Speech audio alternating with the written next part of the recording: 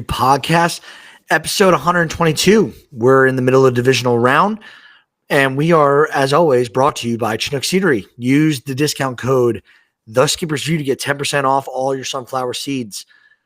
Hagen, we haven't been on in about a week. Kind of crazy just because we're in the middle of divisional round and playoffs.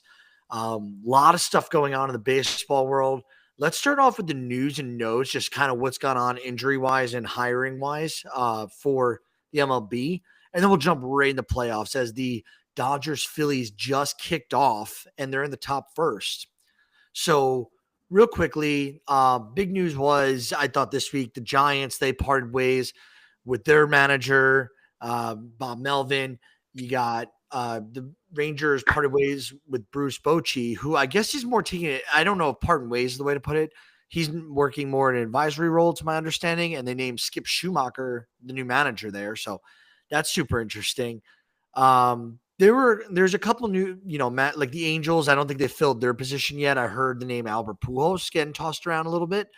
Very excited to see if that does happen. And then the big injury, I guess, this week going on so far, like in terms of active players, it has to be with Tanner Scott. So Tanner Scott's getting a minor procedure done. Looks like he's done at least until the World Series, at a minimum, one would think. And Justin Robleski, who's a competent pitcher for the Dodgers, he's going to step in for Robleski, for Tanner Scott. I don't think there's many big injuries outside of that in terms of the teams that are still like playing. I'm not going to, go into the minor stuff going on with other teams right now that are not in the playoffs. Hagen, any comments on the managers or on Robleski, Tanner Scott situation? I mean, on a couple of things there with the Robleski in for Scott. I mean, I was kind of wondering why we weren't seeing Tanner Scott in. I know he's not really in that circle of trust, even though you're paying him to be one of those guys around the Dodgers bullpen. But we've talked about it before, how their bullpen was going to be their demise in this postseason. They pretty much have everything going for them besides the bullpen. Obviously, a guy like Roki Sasaki now is in that role, and he's shown it. Obviously, small sample size, but he's shown he can be elite there. It just can he step up there now with Robleski filling in? Because Robleski's probably not going to be stepping in that 8th or 9th inning for the Dodgers. And then on some of the injuries, I think on the managers, I think like the Pujols thing with the Angels, I would assume that's probably what's going to happen. That's the only name that I've personally heard thrown around. I know Pujols has been looking for a managing opening for a while now. He's going to manage the World Baseball Classic, to manage in the Winter League for over there at Lead On. He's been doing a lot. So I think that's probably where I would assume the Angels would go going forward there, especially with Pujols, obviously longtime Angel there as well. And then with the Rangers too, like you're saying, with Bochy leaving, it seems like it's kind of a thing you see with all these old longtime managers that are getting up there in their 70s or 80 years old, where you kind of see them take a step back, where it's kind of their first part of leaving the game, but they still want to be involved, do something, but they just don't want to do the managing, whatever. Whether that was a Bochy decision, the Rangers decision, I think there was a lot of people didn't know. Obviously, he was going to be on the hot seat just the way this team's gone the last couple of years ever since they won the World Series. Obviously, they've been injury riddled and all that, but I think Schumacher was a good pickup for them to have there. I mean, a lot of good things I've heard from him. Obviously, in Miami when he was there, he took him to the playoffs there. He didn't have the best of rosters, and he was able to have some success there. So I feel like you can't say he's a bad manager by any means. Everything. So I think it was a good pickup for the Rangers, and I think it's good to see them kind of get a manager early on so you can go into the offseason with him, not have to wait few more weeks, whatever, get that sorted out, and then go right into free agency for them. Yeah. I love it. Let's just jump right into the playoffs just because that's what's going on. That's what really people care about. Got Dodgers Phillies live right now. Glasnow just struck out Brandon Marsh with a 99-mile-an-hour heater to end the first inning. So he's looking sharp. We love to see that from Tyler Glasnow. Hagen, what are your thoughts, Phillies Dodgers? Let's just start right there. It's a 2-1 series. Dodgers are leading. Dodgers can eliminate the Phillies if they win today, with Tyler Glasnow on the bump. I mean, I think my takeaway was been that obviously the Phillies offense came back alive, and more specifically Kyle Schwarber. Like you had that 0 for 20 something stretch, I believe it was, dating back to the regular season. He was a no-show the first couple games of the series. Granted, small sample size, but postseason everything matters. It doesn't matter if you're cold at the wrong time because your team doesn't. You're not going to be there for your team. And you guys don't win, and obviously Phillies now on their backs now. They were down 2-0. Comes up, hits two 2 home runs yesterday. Obviously, one moonshot that almost went out of the stadium. That's huge for the Phillies. If Schwarber's going, we know Schwarber is probably one of the best, if not the best, home run hitter in the postseason in the last 10 years that we've seen. Obviously, he's homered in every single series that's even possible there. But the Phillies offense is coming back alive. Obviously, you want to see that stay there today. You have Christopher Sanchez on the bump, which is huge for him. I mean, out of the pitchers remaining, it's probably Skubal, and Christopher Sanchez is probably the second best pitcher you'd want to be pitching for your team right now out of any guys left in the playoffs. So this is going to be big to see if Philly can bring this back, go back to the bank, because we all know, no matter who they use today, if they have to use all their bullpen guys, you have to manage with the season on the line there. Probably going to see Duran at some point, probably a Tanner Banks. You're going to see all of those guys in there. But going in, if they can get it back to Game 5 at the bank, that would be awesome for them. Obviously, I think it would be Blake Snell going for the Dodgers. It would be a tough game, but we all know elimination games in baseball, anything can happen. It doesn't matter who's available, who's not available. And it makes it fun, too, because obviously we all want to see elimination games, whether your Dodgers or a Phillies fan. You like having those. Obviously, you want to close the series out, but everybody else wants to see those Game 5s going great series. And probably the two best teams, too, in the playoffs. I know just odds-wise going into the playoffs, those are the two favorites going in were the Phillies and the Dodgers. And it's a great series so far, and it'll be very interesting to see how that game goes today. Yeah. I would love to see this go the distance. Obviously most people would think, since I'm a Yankees fan, that I'm bitter and don't want to see the Dodgers win. I don't want to see the Dodgers win for multiple reasons, but none of them are due to hatred.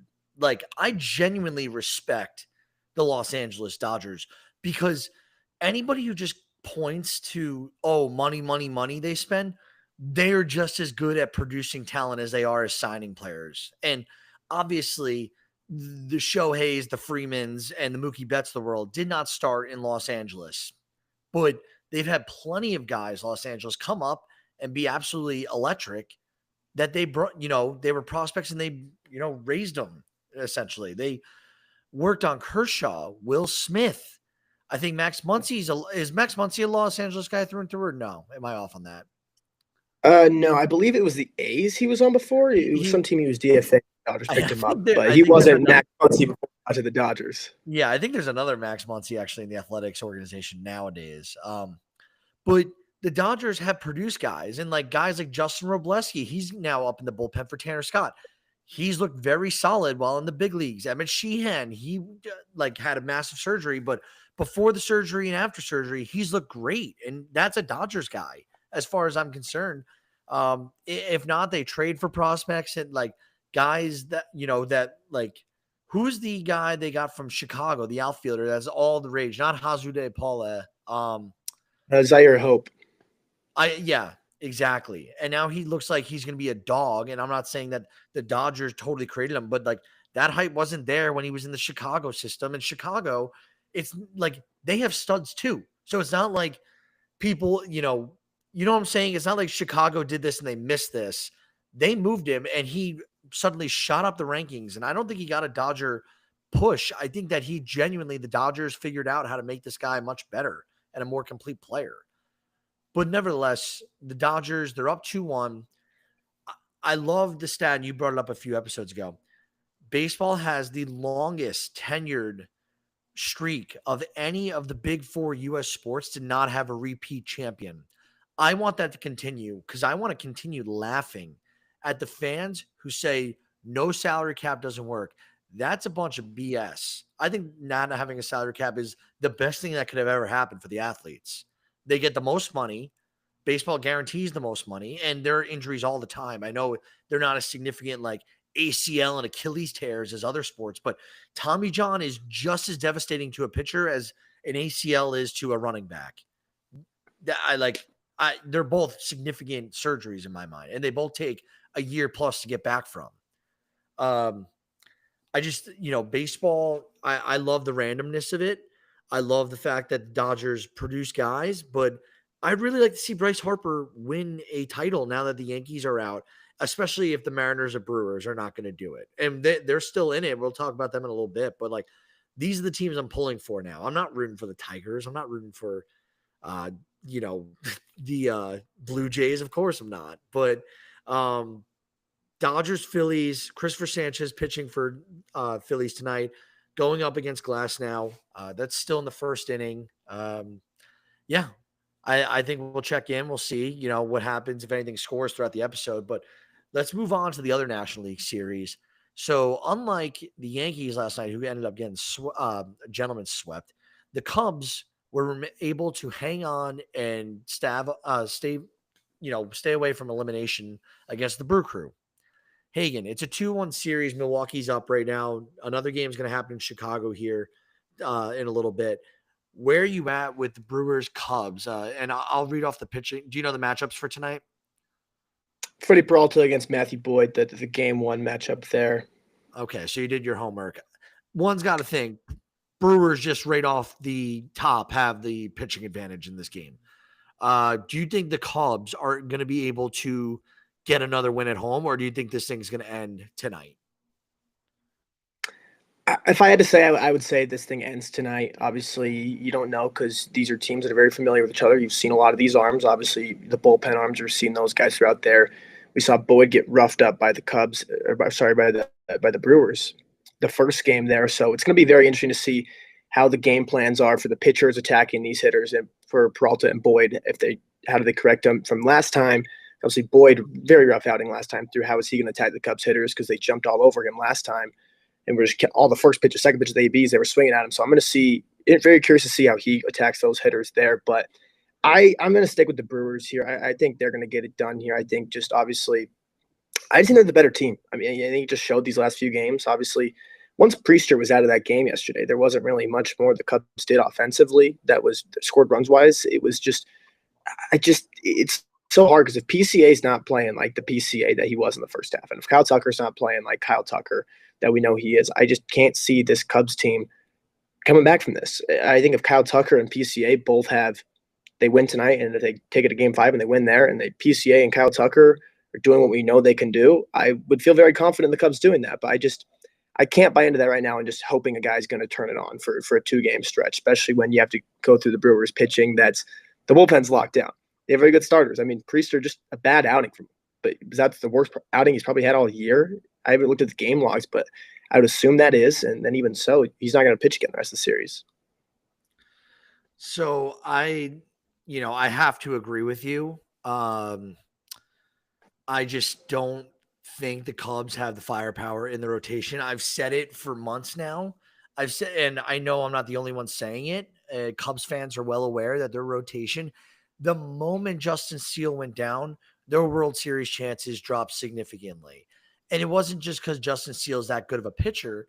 It's because their depth. And then at the All-Star break, me and you were super disappointed about the Cubs' lack their luster, attempt to make this lineup, which clearly could bang with anyone, a real World Series contender. And I was going to talk about it later, but like this is a number that Cubs fans are well aware of. So before yesterday, Chicago had failed to score more than 3 runs in 13 straight playoff games.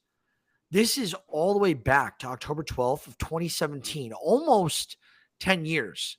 They haven't scored more than 3 runs. Last night they scored 4, and they did it in the first inning. So the Cubs, I think they have the firepower. They definitely do. Like the Yankees, and we'll talk about them in a little bit. They got shelled when they were in New York, and that's a whole different issue. I don't critique their offense at all for that, though. Like that it just happens sometimes. But the Cubs, they don't have the firepower. Milwaukee's kind of been the team that is America's team this year. Like everyone's rooting for the Brew Crew if you're not a Brewers fan. It's like Cal Raleigh of teams. Everyone's on Cal Raleigh's bandwagon, like wants him to be good. You're like, how do you root against Cal Raleigh? Again, obviously, unless he's like hitting bombs against your team at that very moment. But outside of that, Cal Raleigh's the freaking man. Like, we love Cal Raleigh. So, I think the Cubs season, I think it's going to hit, the clock will strike midnight tonight and they will be eliminated. It's a real shame because we don't know if Kyle Tucker's going to be back. My money right now tells me Kyle Tucker will not be back in Chicago next year. I don't know why I feel that way. I don't like the odds. And like, I feel like he's a quiet guy, but he's really not talked about it. And there's been nothing about it. feel all year, which tells me he's been keeping his mouth shut. BC doesn't want anyone to have the expectations that he will sign back with Chicago. I think it's going to be, whoever gives him the biggest bid. I really do. Um, yeah. Well, we've talked about obviously the Cubs, Brewers. We talked about Phillies, Dodgers. Let's just talk about the Yankees. Hagen, do you want to start off and I'll finish with my thoughts because I got a lot on New York. Yeah, you're obviously going to have a lot more thoughts than I do here on the Yankees. Obviously, being the Yankees fan here, but I think the big thing. I mean, you have it here. I know Anthony Volpe. He's had dealt with the injury this entire season, and obviously Volpe's kind of gets a lot of the media attention more than any other shortstop. That's not a superstar just because he's the Yankee shortstop. But 1 for 15 with 11 strikeouts in the ALDS. You cannot have a free out in a series because obviously, you have to go back and look at the situations where he struck out at, but I guarantee, even if you just poke a ball through the infield, you could score a few runs, flip a few games there. Obviously, there were some lopsided ones early on in the series, but it's hard to win when you got guys like that in the lineup that just weren't producing. Stanton and Grisham weren't really doing their best there. Obviously, Judge showed up a little bit later in the series, showed that he can be there, turn the game upside down in that third game, I believe. But I just think the Yankees just I don't know. I feel like they didn't even play that bad, honestly, from what I was watching. It was more just I thought the Blue Jays were just the better team. If like the Blue Jays were just playing such good baseball, 1 through 9, got the bullpen too, and it was just whoever was in front of them, honestly, besides maybe the Phillies or the Dodgers, they probably would have beaten. Maybe you put the Brewers in there too, but I just feel like any other team in the American League that they've been able to face, it felt like they were just going to win. That's how good the Blue Jays have looked recently. Yeah. Um, I think that's well said, Hagen. I think that a lot of New York fans, they're going to put and I wrote I don't know if you had a chance to read my article. The article I put out today on the Yankees season review, I think was some of my better work. I really do. And I don't say that often about my pieces. Because I felt like I finally got to conclude on my thoughts of kind of what I've been saying all year in that weekly recap piece on Mondays. And for those who are listening who don't know, Dean does a series review on the Boston Red Sox after every series. I do a weekly review on the Yankees. Just I don't know what it is. I think the series review for me with the Yankees coverage, one, I don't watch the Yankees as much as Dean watches the Red Sox. And I think that it's easier during the year to kind of go through week to week because there's just so many ebbs and flows during the season. But I've said a few things all year on this podcast and in that weekly piece. I've said that the Yankees live and die by Aaron Judge. And funny enough, I think I was wrong because Aaron Judge played well. Yankees still lost. The Yankees overall had several flaw issues in the organization right now that need to be totally flipped. And my buddy sent me a video. I should have listed it before the show, but I didn't. Essentially was showing that how many of the Yankees World Series were won during when one team made it from each league in the playoff. How many times that's when they won the World Series. How many were before free agency? How many were before the salary tax, cap and all that? And it's just oh my goodness, the Yankees had the system down prior to all these things. And it's they really have not won since these changes have come into baseball. The salary, tax, the Yankees don't like going above it. And I feel like they've had detrimental lineups and detrimental contract situations that have cost them because they have guys who are ineffective players that cost them a ton. And then they don't just at that point go, you go all in, you go sign more players and really pay the tax in order to go and try and win one of these things. That if you're going to sign defective players, guys, I hate saying defective. It makes, it sounds like I'm talking trash when I'm not really trying to talk trash. I'm more just Paul Goldschmidt is not in his prime anymore. Simple as that. He was a platoon bat this year for a betterment of the year. Paul Goldschmidt, do you know how much money he made this year, Hagen? I believe, was it $10 million or was it $18 million? $12.5 million. 12 and a half. Heimer Candelario didn't even play. He was injured. 16 million. You had Giancarlo Stanton, which you're paying him $32 million. Like he needs to be effective all the time for $32 million, you know? And they're just out of some guys, they get nothing out of them for the amount of money they're giving them. Kenta Maeda, 37 years old. He's a $10 million contract.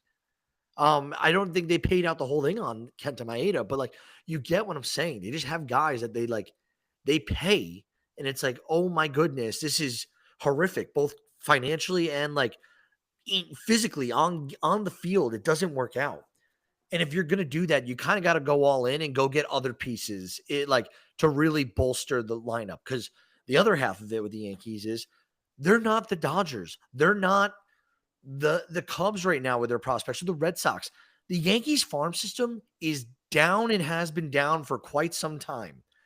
I know if you're a loyalist, you understand the Yankees have great pitching prospects. They put together really good arms, and I definitely credit them for that. They haven't produced an all-star bat since Aaron Judge. Aaron Judge debuted in 2016, Hagen. It's been 10 years. Like it feels like when the Dodgers have gaps in their lineup, they're able to pull from from their farm system, and they have multiple guys they could throw out there. It's not just like one, like, oh, if Spencer Jones doesn't work for the Yankees are screwed. Like, or if George Lombard doesn't work at shortstop, like, what do the Yankees do? Like, they just have talent. They have depth. They run the system well. They know what they want to do. They hone in on the analytics. It's incredible. And the Yankees they weren't bad. They got outmanned and outgunned by a team like Toronto, who look what Toronto did this year. They knew they didn't have the pitching depth. They went and traded for Shane Bieber, a Cy Young Award winner, at the deadline. They knew they needed a closer. Who'd they get in the offseason? They like Jeff Hoffman. He hasn't had the best year, but he's had like 30 some odd saves, I think, or the high 20s. So like a guy like that, and I get it. Like the Yankees went and got David Bednar. The Yankees didn't get enough quality veterans in order to win, and they did not to support Aaron Judge. And you can't have this BS. Like we were watching the game the other day. How many times did the Yankees versus the Red Sox in the wild card? I think it was the game where Cam Schlittler had his dominant performance. Do you know how many outs were made like just swinging on the first pitch? It's like I understand the math there sometimes where you're going to get the best pitch of the at bat at the first pitch because they're trying to land a strike to be ahead in the count. But like you got to sit on it sometimes and make a starter work and like bury him in pitch counts. Do you know how many pitch counts where the Yankee starters were they outpitched in terms of pitches compared to other teams?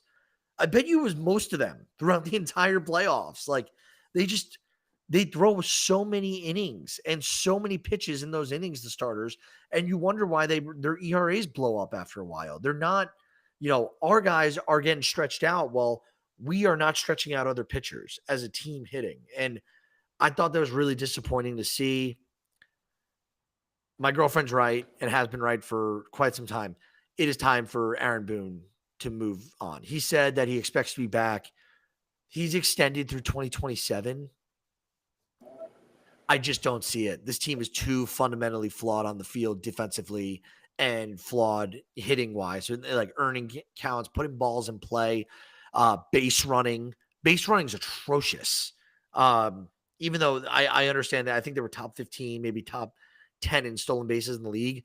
I don't care. That's because Jazz Chisholm stole 30. Like I don't respect the Yankees coaching the way that like they're knowledgeable about the game, but they are not doing a good job with this ball club right now. And until we get new managerial staff, and I'm talking like full house sweep, maybe keep the pitching coaches, but like the hitting coaches all got to go. The managers got to go. I know this sounds harsh, but it's just not working right now. And it's not like that they don't deserve jobs in MLB. I think what the Yankees pedigree is, what their salary, their payroll, what the expectations are in New York, it's time for a facelift. That's my final thoughts on this. And I think you said it right there too, where like my whole thoughts on the Boone thing is obviously all the Yankees fans want him gone. They've wanted him gone every year. If they don't win the World Series, they're going to want Aaron Boone gone. That's just Yankee fans. You have a high expectation there. Granted, like you said earlier, I've been alive for 21 years, and I've seen one Yankees World Series championship, and it was 2009. They haven't won anything since then. They've gone to the World Series, but they haven't won anything yet. But I think an organization that you have such a high regard of, probably the most decorated in North American sports. I don't think Boone himself needs to be gone by any means. Like I don't think he was that bad of a manager where he does not deserve to be a manager in Major League Baseball. He needs to be fired like that. I think it's more on what you're saying is where you just need a new face in there. You just got to change things up there. You've tried this for a while now, and I know there's so much he doesn't have control of. He has a lineup that's defective, like you said. You're paying guys like Giancarlo Stanton where he can only DH, he can't play anything else. Then you have a lot of other guys who can't play defense well on a team that normally isn't great at defense. So you're just trying to mix and match the lineups a little bit. And the DH is already clogged to Stanton's in there. So it makes it very complicated on how you're going to do that. But so I'm not like fully against Aaron Boone. I think it's more just that you need to get a new face in there probably. And that's probably for the best just to shake things up. Just because the Yankees last few years, like you're saying, they just haven't been a very fundamental baseball team. They've lived and died by Aaron Judge. They've lived and died by the home runs and good starting pitching. Like granted this year, like on the starting pitch we were talking about, yeah, Garrett Cole, who was a top 3 pitcher on the planet entering this season. You could argue top 5 at worst. He goes down. He misses the whole year. And that's someone you're paying almost $40 million a year to. So that's just a blow that just sucks. But granted, every single team is going to go through injuries, and you have to have the depth to withstand those injuries. I think they did too. Obviously, you have a Max Fried, though, who had the worst start of the year when they needed him the most, which it sucks. You give that guy $200 million, you expect him to come through in those games. I mean, those are the games that you sign Max Fried to that contract to, where games where you're facing elimination, playoff games. You're not signing him to go out there and give you 20 starts regular season. It's for when it matters in the postseason. A guy like him who's shown before in the past that he can be a good postseason pitcher. He showed it earlier this year too. But it's going to be very curious to see what happens with the Yankees here. I think a lot of Yankees fans would be very upset if Boone does stay with them. I don't think he's a great manager, one of the best of the game. I don't think he's a bad manager, but I think when you're the New York Yankees, you probably should be trying to get one of the best managers in the game, because also if the Yankees job opens up, who's not going to want to be wanting that job? You could get some very, very good candidates up there. Yeah, and that's a great thought. I haven't even had time to like really put it in thought of like who would they get as the manager? Like who who do you think could come in and take that role and be a great baseball manager for the Yankees too? You got to think they're going to go after someone who is close to home, no? I mean, that's the hard thing. It's like you can do this fire Boone thing, but it's like, okay, well, who's going to replace him? Is there someone that's totally going to change this? I think it's like a vibe thing, but like who would be close? Like I think it's just you're probably with the way we're at right now. There's not that many like A-list tier managers that are out there candidates wise that haven't had failures that just got fired, whatever. So you'd probably be going with someone who's new to the experience, which is sounds a little weird that the Yankees would sign someone that hasn't had manager experience before. Granted, Boone was that way, but there'd probably be a few guys on that list. Nothing like that on top of my head. You'd probably assume some sort of Yankee tie in the past or something, but I don't think it'd be bad for the organization at all to just avoid looking at the Yankee ties at all and just say, who's the best candidate? Go through a thorough process on who's going to help this team get over what humps we need. Help us fix some of our issues there. Help us get a different vibe change if they need that in the locker room, whatever it is. I think go through that and not think about who's close to home with us, who's a Yankee that was a former Yankee player, whatever. I think you just need to look at the whole picture and then say, who do you think is the best man for this job, especially in a city like New York where the second things go bad, you are going to have your job called for. Dude, I just looked up one name because I was super curious.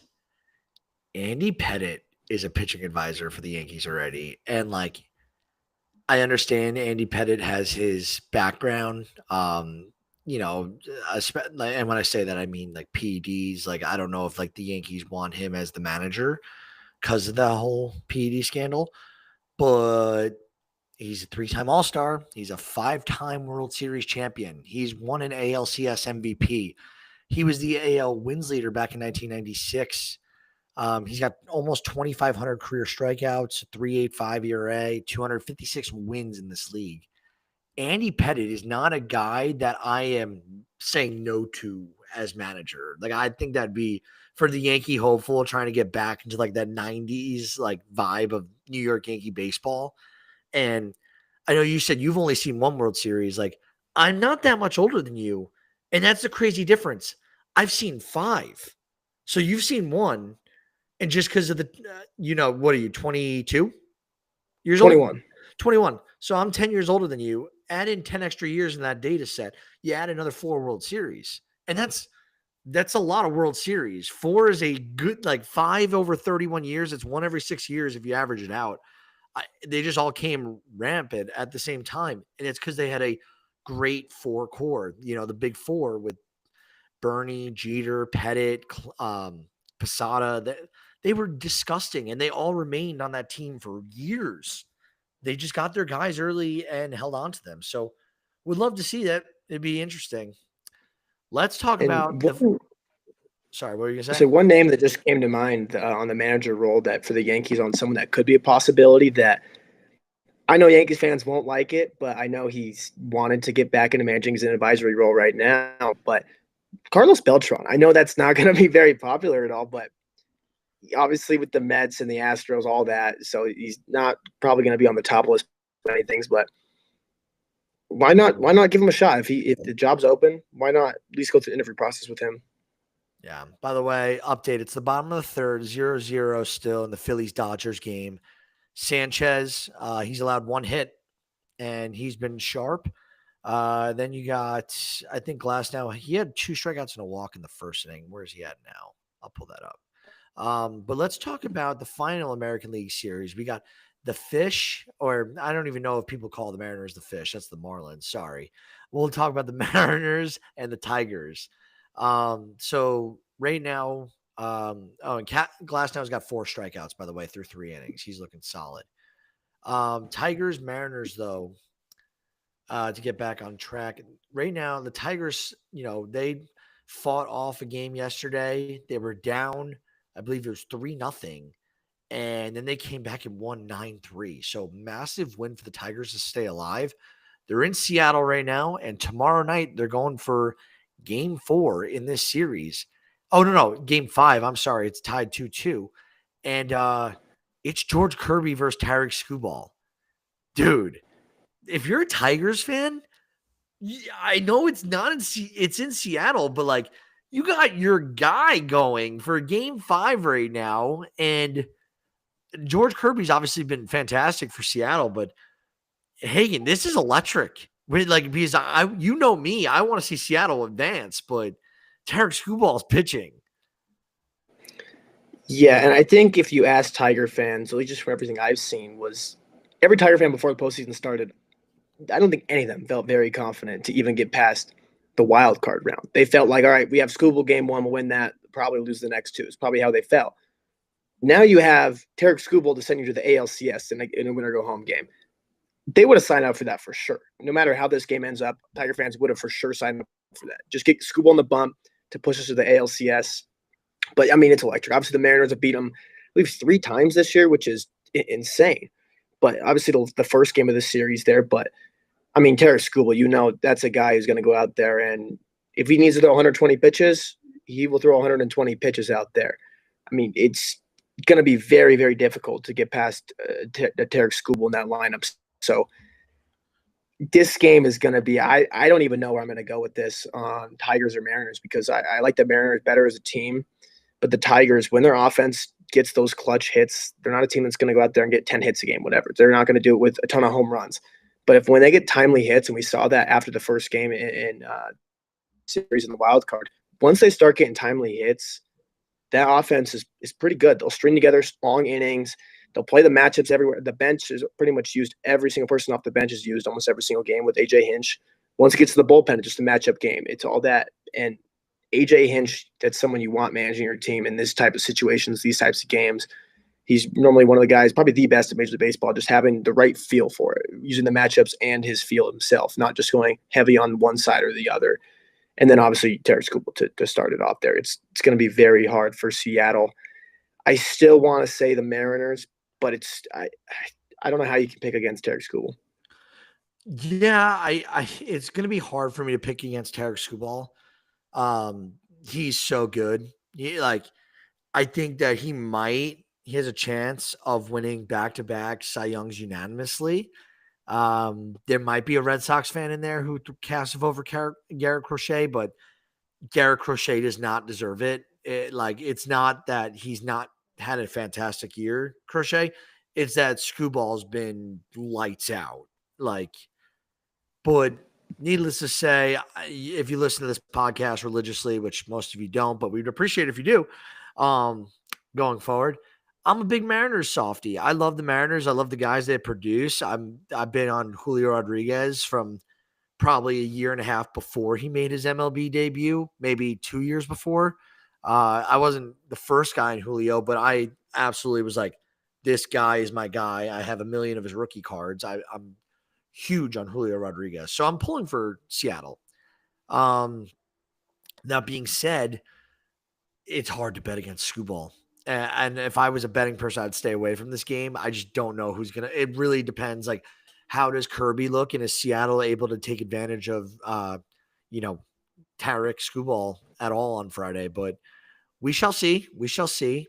Um, that's pretty much it in terms of the series right now. We're getting to the end of the year pretty quickly here, where we'll transition after the playoffs more to a one episode a week type podcast. And Hagen and I will be doing different segments, random things from like pitching rankings, Hall of Fame conversations, fun scenarios, maybe even some fantasy drafts of who we take. But for right now, keep listening. We'll tune back in either on Sunday or Monday. I'll look at the schedule and then we'll decide when to go. But the last thing I want to update. So Hagen did a lot of work on our war draft. We didn't get to talk about it. Hagen, you want to announce like maybe the top five guys from the war draft and what they finished with war wise? Yeah, so for those guys who don't know, we do a war draft here for the Skipper's View, and it was just pick 10 players, only hitters, and we used F4, and just whoever had the team with the highest war total at the end of the year won. So winning for the second straight year was Sam Fosberg from Discuss Baseball with 33.7 war, carried by Aaron Judge, of course. I believe took him with a third pick there. Dean came in second with 30.3 war. Lewis Analysis came in third with 30.1. Brett came in fourth with 29.8, and I came in fifth with 28.6.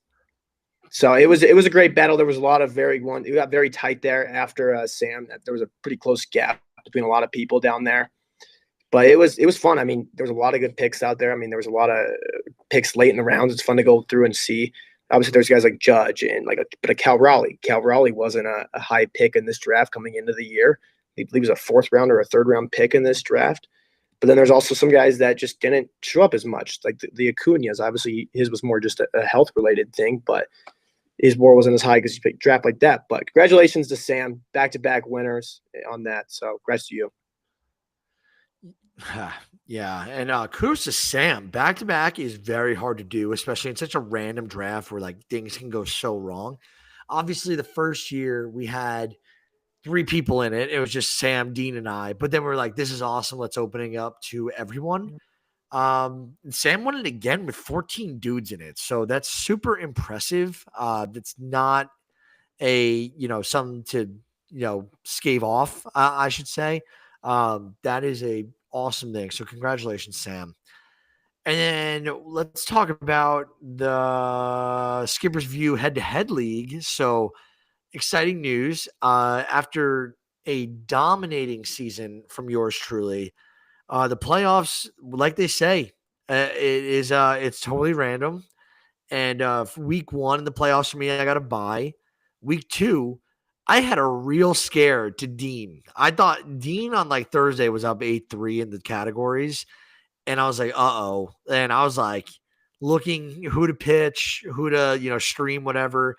I ended up pulling it out and won like 7-4 in that matchup. And then I advanced up into the finals.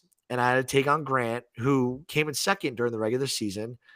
And again, he had me scared up until like Friday, where Saturday it was 8-3, the categories. I was close in a bunch of them, but I knew it was no cigar. And he had all of his streams left to use. He ended up using like 2 or 3 of them for Sunday. My guys just went off for me, and it was awesome. And I ended up taking home the Skipper's View Championship. So huge year for me fantasy wise. Obviously, fourth in WAR, first in the Skippers U head-to-head league.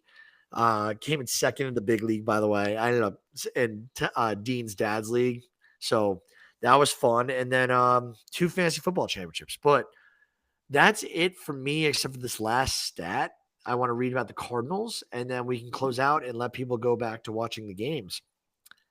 Cardinals this year, they had a rough year in terms of attendance. They had 628,000 fewer fans go to games in 2025 than in 2024.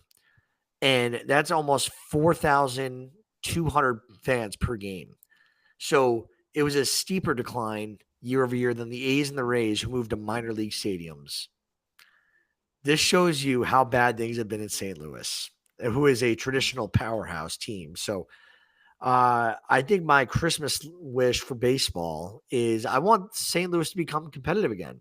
I think that the Brewers, Cubs, St. Louis Cardinals all being competitive in the NL with the Reds and even the Pirates, they get some guys like the NL Central could be super fun in a year or two if all these young prospects for St. Louis and the Pirates pan out.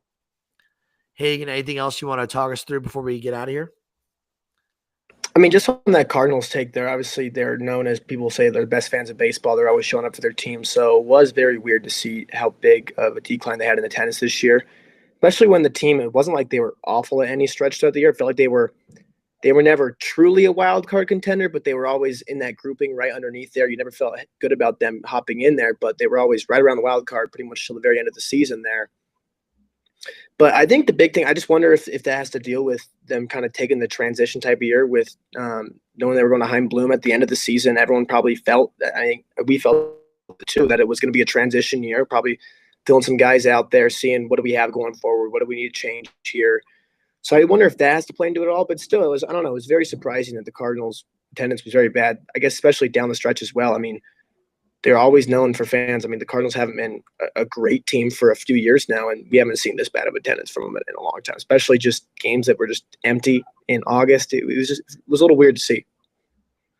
Yeah, definitely was. Definitely was. Well, with that, tune back in to the Dodgers Phillies if you were listening to us. We should have a good game tonight. Still 0-0 top 4 there. And looking forward to seeing, Phillies extend the series. And I would love to see the Cubs force a game 5, even though I think they'll be eliminated tonight. But thanks again for listening. Go subscribe, follow us.